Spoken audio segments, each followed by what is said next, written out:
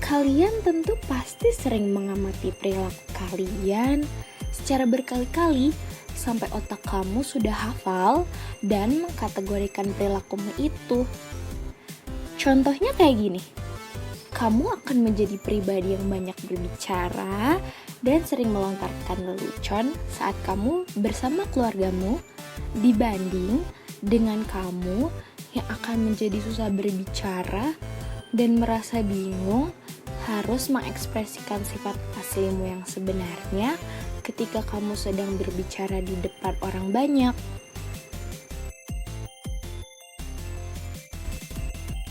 Dalam materi kognisi sosial ada namanya self schema.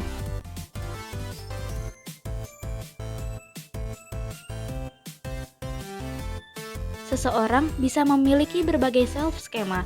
Semua dihasilkan dari perilaku dan tindakan mereka di situasi yang melibatkan diri sendiri ataupun orang lain. Nah, kemudian skema yang paling melekat kepada dirimu disebut sebagai skematik. Selanjutnya, kita pasti sering sekali menilai orang lain dalam kesan pertama kita pada seseorang. Sebagai contoh, dari awal kumpul bareng-bareng temen kuliah si Ipeh, pasti deh, cuma dia yang nada bicaranya yang selalu paling keras. Ternyata usutnya usut, dia itu orang Betawi ya. Orang Betawi emang gitu.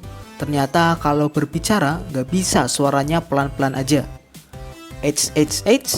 Kalian tahu gak sih ternyata yang barusan itu adalah contoh dari person schema. Person schema sering kali terekspresikan dalam kesan pertama kita pada seseorang.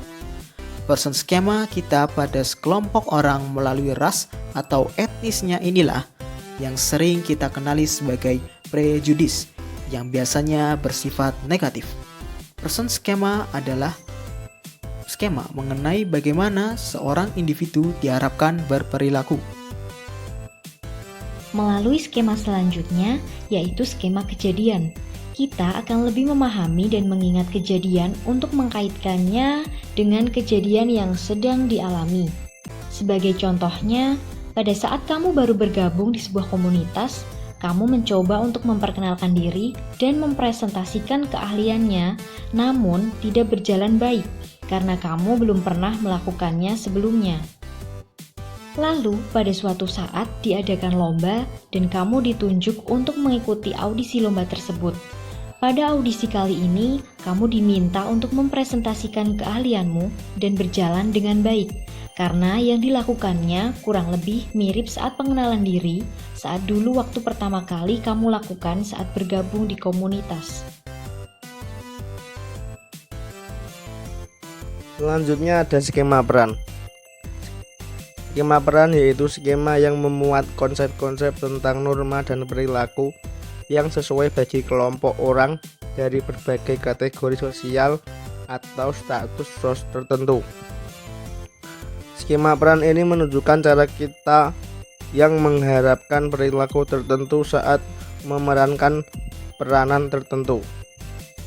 Skema peran contohnya, kamu sedang berada di dalam suatu perkumpulan atau forum diskusi. Lalu, kamu secara sadar ataupun tidak berusaha untuk bersikap atau berperilaku menyesuaikan dengan keadaan kelompok tersebut. Apabila kondisi sedang kondusif, maka sikap kamu akan cenderung tenang. Begitu pula apabila kondisi kelompok tersebut sedang ada suatu konflik, maka sikap kamu akan cenderung resah dan panik.